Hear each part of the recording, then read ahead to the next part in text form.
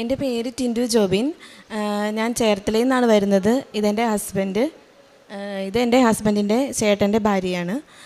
ഞാനിവിടെ നവംബർ 5/12/23 വന്ന് ഉടമ്പടി എടുക്കുകയുണ്ടായി. ഞങ്ങൾക്ക് എൻ്റെ കല്യാണം കഴിഞ്ഞിട്ട് 3 വർഷമായിട്ടുണ്ടായിരുന്നു. 2021 എൻ്റെ വിവാഹം. അത് കഴിഞ്ഞിട്ട് ഞാൻ ഒരു പ്രാവശ്യം പ്രഗ്നൻ്റ് ആയി. പക്ഷേ അത് കുഞ്ഞില്ലാണ്ട് സാക്ക് മാത്രമായിട്ട് ഉണ്ടായതായിരുന്നു. അപ്പോൾ ഡോക്ടർ പറഞ്ഞു അത് എടുത്തു കളയാൻ പറഞ്ഞു. അതിനുശേഷം ഞങ്ങൾക്ക് ഭയങ്കര തടസ്സങ്ങളായിരുന്നു. കുഞ്ഞുങ്ങൾ എത്ര നോക്കിയിട്ടും ഓരോരോ തടസ്സങ്ങൾ, രോഗങ്ങൾ. എനിക്ക് അതിനിടയ്ക്ക് PCOD ഉണ്ടായി. പിന്നെ ഹസ്ബൻഡിനാണെങ്കിൽ ചെക്ക് ചെയ്തപ്പോൾ കൗണ്ടിൻ്റെ പ്രശ്നങ്ങൾ, അങ്ങനെ ഓരോരോ പ്രശ്നങ്ങളുണ്ടായി. ഞാൻ ഇവിടെ നവംബറിൽ വന്ന് ഉടമ്പടി എടുത്തു. അങ്ങനെ ഞങ്ങൾ ചെക്ക് ചെയ്തപ്പോൾ ഉടമ്പടി എടുത്ത് തിരിച്ചു പോയി. ഞാൻ കുവൈറ്റിലാണ് വർക്ക് ചെയ്യുന്നത്, ഞങ്ങൾ രണ്ടുപേരും. അപ്പോൾ അത് കഴിഞ്ഞ് ഞങ്ങൾ ചെന്ന് 3 മാസം കഴിഞ്ഞപ്പോൾ എൻ്റെ പീരീഡ്സ് മിസ്സായി. അപ്പോൾ ഒരു ചെറിയ പേടിയും ഉണ്ടായിരുന്നു, ടെൻഷൻ, സന്തോഷം ഉണ്ടായിരുന്നു. എന്നാലും നമുക്കൊന്നും ഉറപ്പിച്ച് പറയാൻ പറ്റില്ല. അങ്ങനെ ഞാൻ ബ്ലഡ് ടെസ്റ്റ് പോയി ചെയ്തു. ഞാനത് തുറന്നു പോലും നോക്കിയില്ല. മാതാവിൻ്റെ അടുത്ത് വന്ന് നേരെ പ്രാർത്ഥിച്ചു. എന്നിട്ട് ഞാനത് തുറന്ന് നോക്കിയപ്പോൾ പോസിറ്റീവാണ് കാണിച്ചത്. പക്ഷെ സന്തോഷിക്കണോ കരയണോ എന്താണെന്നറിയാൻ മേലാത്തൊരവസ്ഥയായിരുന്നു. അങ്ങനെ ഡോക്ടറിനെ ചെന്ന് പിറ്റേ ദിവസം കണ്ടു.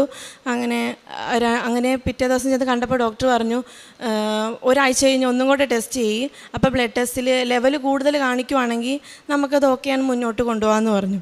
അപ്പോൾ ഓൾറെഡി ഇങ്ങനൊരു അനുഭവം ഉള്ളത് കൊണ്ട് നമുക്ക് വലിയ സന്തോഷമായിട്ടങ്ങ് കാര്യങ്ങളൊന്നും ഇല്ലായിരുന്നു. അങ്ങനെ ഒരാഴ്ച കഴിഞ്ഞ് ചെക്ക് ചെയ്തു. അപ്പോൾ നമുക്ക് ലെവൽ കൂടുതൽ തന്നെ കാണിച്ചു. അങ്ങനെ പ്രഗ്നൻസി മുന്നോട്ട് പോയി. ഫസ്റ്റ് സ്കാനിങ്ങിന് ഡേറ്റ് തന്നു. സ്കാനിങ്ങിന് ഡേറ്റ് തന്നപ്പോഴാണ് ഞങ്ങൾക്ക് ഒട്ടും വിശ്വസിക്കാൻ പറ്റാതെ 2 ഇരട്ട കുട്ടികളാണെന്നുള്ള സത്യം ഞങ്ങൾ അറിയണത്. അപ്പം ഒത്തിരി സന്തോഷമായി. അപ്പം എല്ലാവരും പറഞ്ഞു ഒത്തിരി ഇങ്ങനെ ഉടനെ പറയണ്ട, ഇനി എന്താണ് സംഭവിക്കണമെന്ന് അറിയില്ലല്ലോ, അപ്പോൾ ഒരു 3 മാസമൊക്കെ കഴിഞ്ഞിട്ട് പറഞ്ഞാൽ മതി എന്ന് പറഞ്ഞു. അങ്ങനെ 3 മാസത്തെ കഴിഞ്ഞിട്ടും അവർ മുന്നോട്ട് തന്നെ പോയി. ആ സമയങ്ങളിലൊന്നും യാതൊരു പ്രശ്നങ്ങളും ഞങ്ങൾക്ക് ഉണ്ടായില്ല.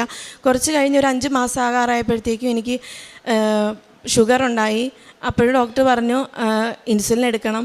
അങ്ങനെയുള്ള കുറച്ച് പ്രശ്നങ്ങൾ അതിനിടയ്ക്കുണ്ടായി. അത് കഴിഞ്ഞ് ഡേറ്റ് എനിക്ക് ഡിസംബർ 21 തന്നു, ഡ്യൂ ഡേറ്റ് തന്നു. ഇവർ തല തിരിഞ്ഞാണ് കിടന്നേച്ചത്. അതുകൊണ്ട് ഡോക്ടർ പറഞ്ഞു എന്തായാലും ഓപ്പറേഷൻ തന്നെ വേണം. അതുകൊണ്ട് ഡിസംബർ 21 വരെയും പോകുമെന്ന് നമുക്ക് തോന്നുന്നില്ല, അതിന് മുന്നേ തന്നെ ഓപ്പറേഷൻ ചെയ്തെടുക്കേണ്ടി വരുമെന്ന് പറഞ്ഞു. അങ്ങനെ നവംബർ ലാസ്റ്റാണ് എനിക്ക് ഡേറ്റ് പറഞ്ഞത്. അപ്പം ഞാനൊരു ദിവസം ചൊവ്വാഴ്ചകളിലെ ഉടമ്പടി ഞാൻ ലൈവ് കാണുമായിരുന്നു. ആ ലൈവിൽ ഒരു ദിവസം ഒരു ചേച്ചി സാക്ഷ്യം പറയുന്നത് ഞാൻ കേട്ടു.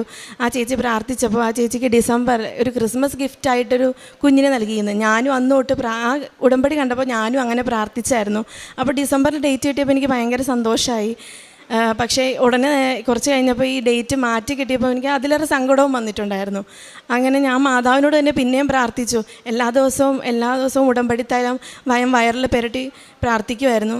മാതാവേ എനിക്ക് ഡിസംബറിലോട്ട് തന്നെ ആക്കി കിട്ടണേ, എൻ്റെ കുഞ്ഞുങ്ങളെ NICയിലൊന്നും കിടത്താനുള്ള അവസ്ഥ ഉണ്ടാക്കരുത്. കാരണം ഞങ്ങൾ 2 പേരേ ഉള്ളൂ.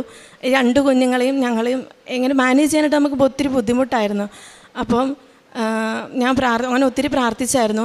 അപ്പം ഈ ഓപ്പറേഷൻ ചെയ്യുന്ന ഡോക്ടറിനെ ചെന്ന് കാണാനായിട്ട് ഞാൻ കണ്ടുകൊണ്ടിരുന്ന ഡോക്ടറിനോട് പറഞ്ഞു.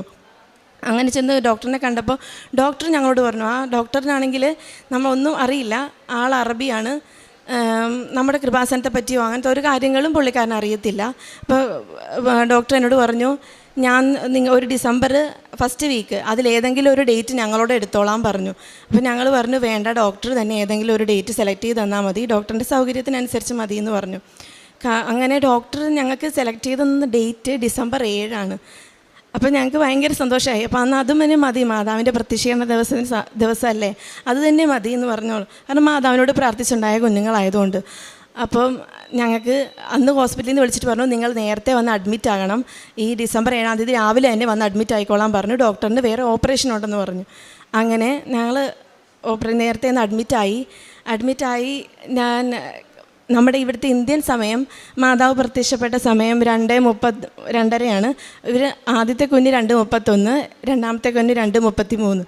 അങ്ങനെ ഇവരുടെ ഡേറ്റ് ഓഫ് ബർത്ത് ഡിസംബർ 7 മാതാവ് പ്രത്യക്ഷപ്പെട്ട ദിവസം. അതേ സമയം തന്നെ ഞങ്ങൾക്ക് ലഭിച്ചതിന് വളരെയധികം സന്തോഷമുണ്ട്. മാതാവിന് 1000 നന്ദി, മാതാവിന് തിരുക്കുമാരനും. അതോടൊപ്പം തന്നെ ഈ ഡേറ്റ് എനിക്ക് വന്ന് എടുക്കുന്നതിന് മുന്നേ തന്നെ എൻ്റെ ഹസ്ബൻഡിൻ്റെ ചേട്ടൻ്റെ ഭാര്യയാണിത്. അപ്പോൾ ഹസ്ബൻഡിൻ്റെ ചേട്ടന് കല്യാണം ആലോചിക്കുന്നുണ്ടായിരുന്നു. 29 വയസ്സ് തൊട്ട് ഞങ്ങൾ കല്യാണം ആലോചിക്കുന്നതാണ്. അപ്പോൾ ആൾക്ക് ജോലിയുണ്ട്. പക്ഷേ എന്ത് ചെയ്തിട്ടും ഒരു കല്യാണത്തിലോട്ട് എത്തുന്നില്ലായിരുന്നു. നമുക്ക് കുറേ തടസ്സങ്ങളായിരുന്നു. അതെന്താണ് കാരണമെന്നും നമുക്കറിയില്ലായിരുന്നു. അപ്പം ഞാൻ എൻ്റെ ഉടമ്പടിയിൽ ഞാനതൊരു നിയോഗമായിട്ട് വെച്ചിട്ടുണ്ടായിരുന്നു. അങ്ങനെ ആളും പ്രാർത്ഥനയിലൊക്കെ എല്ലാ ദിവസവും പ്രാർത്ഥനയൊക്കെ ചൊല്ലുന്ന ഒരാളാണ്.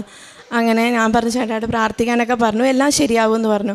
അങ്ങനെ എനിക്ക് തന്നെ ഒരാളെ കണ്ടുപിടിച്ച് കൊടുക്കാനായിട്ട് സാധിച്ചു. ഈ കല്യാണം കൂടാൻ ഞങ്ങൾക്ക് സാധിക്കുമോ ഇല്ലെന്ന് അറിയില്ലായിരുന്നു. കാരണം ഞാൻ ഓൾറെഡി പ്രഗ്നൻ്റ് ആയിട്ടിരുന്നതുകൊണ്ട് ഇവിടെ വരാനായിട്ട് കല്യാണത്തിൻ്റെ സമയത്ത് സാധിക്കുമെന്ന് അറിയില്ലായിരുന്നു. അങ്ങനെ പക്ഷേ മാതാവിൻ്റെ എല്ലാ അനുഗ്രഹത്താലും ഞങ്ങൾക്ക് എൻ്റെ ഡെലിവറിയുടെ ഡേറ്റിന് ലീവ് കിട്ടി. ആ ലീവിന് തന്നെ ചേട്ടായുടെ കല്യാണം നടക്കുകയുണ്ടായി.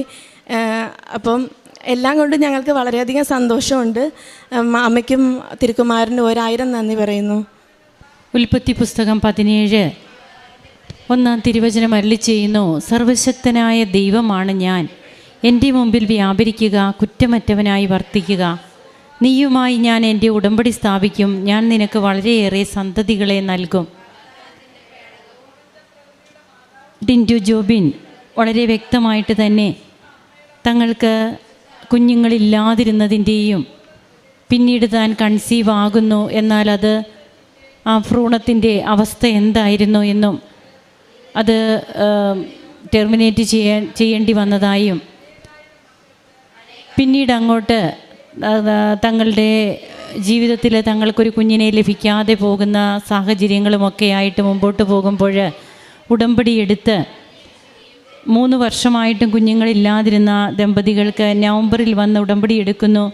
3 മാസമായപ്പോൾ തന്നെ 1 പകരം ഇരട്ടി മധുരം നൽകി പരിശുദ്ധ അമ്മ കൃപ ചൊരിയുന്ന ഈശോയുടെ അടുത്ത് നിന്ന് അമ്മ കൃപയായിട്ട് ഈ മക്കളുടെ ജീവിതത്തിലേക്ക് വന്നിറങ്ങുന്ന അനുഭവം അവർക്കുണ്ടാകുന്നതാണ് നാം കേട്ടത്. അങ്ങനെ കുട്ടികൾക്ക് യാതൊരുവിധ കോംപ്ലിക്കേഷൻസും ഒന്നുമില്ലാതെ തന്നെ കുഞ്ഞുങ്ങളെ ലഭിക്കുന്നു. നേർച്ച വസ്തുക്കളൊക്കെ ഉപയോഗിച്ചു. തൻ്റെ കുഞ്ഞുങ്ങൾ തങ്ങൾക്ക് ലഭിച്ചതും ആ ഡേറ്റ്, സമയം, ഇതെല്ലാം ഈ മാതാപിതാക്കൾ കണക്ട് ചെയ്യുകയാണ്. അമ്മ തന്ന കുഞ്ഞുങ്ങളാണ്. ഡോക്ടർ തന്നെ ഡേറ്റ് പറഞ്ഞാൽ മതിയെന്ന് ഇവർ പറയുന്നു. ഡോക്ടർ പറഞ്ഞ ഡേറ്റ് അതെല്ലാം ഉടമ്പടി എടുത്തത് മൂലം മാത്രം അമ്മ ഞങ്ങൾക്ക് തന്ന കുഞ്ഞുങ്ങളായതുകൊണ്ട് അത് അമ്മ തന്നെ പ്രവർത്തിച്ചു. അങ്ങനെ തങ്ങളുടെ കുഞ്ഞുങ്ങളെ ഇവിടെ ഇന്ന് അൾത്താരയിൽ കൊണ്ടുവന്ന് ദൈവത്തിന് സമർപ്പിച്ച് ഈ ദമ്പതികൾ ദൈവത്തെ മഹത്വപ്പെടുത്തുകയാണ്, ആരാധിക്കുകയാണ്. നമുക്കും ഇവരുടെ സന്തോഷത്തിൽ പങ്കുചേരാം. അതുപോലെ തൻ്റെ ജ്യേഷ്ഠൻ്റെ ഭർതൃ സഹോദരൻ്റെ വിവാഹകാര്യവും ഒക്കെ ഇവിടെ പറയുകയുണ്ടായി. എല്ലാറ്റിനും ഈ മക്കൾ നന്ദി പറയുമ്പോൾ നമുക്കും കരങ്ങളടിച്ച് ഈശോയ്ക്കും അമ്മയ്ക്കും നന്ദി പറയാം. അത്യപൂർവ ദൈവാനുഭവങ്ങൾ ഇനി നിങ്ങൾക്കും സ്വന്തം. ഈ യൂട്യൂബ് ചാനൽ ഇതുവരെ സബ്സ്ക്രൈബ് ചെയ്തിട്ടില്ലെങ്കിൽ ഇപ്പോൾ തന്നെ സബ്സ്ക്രൈബ് ചെയ്യുക.